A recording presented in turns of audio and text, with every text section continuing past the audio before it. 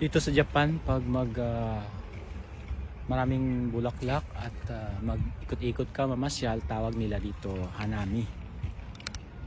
Kaya hanami tayo ngayon, maganda yung sikat ng araw.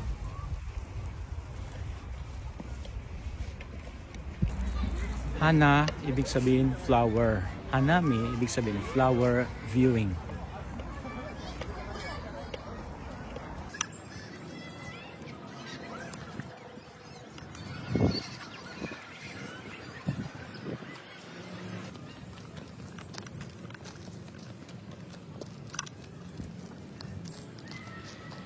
Usually pag full bloom ang cherry blossom o sakura, marami nagpipiknik under the tree o kaya nag-camping.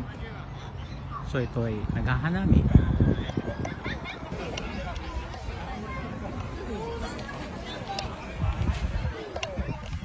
Kung ngayon sa Kodugaya Park sa Yokohama, nung maliit pa yung mga anak ko, palagi kaming hanami dito kasama ng mga buong pamilya.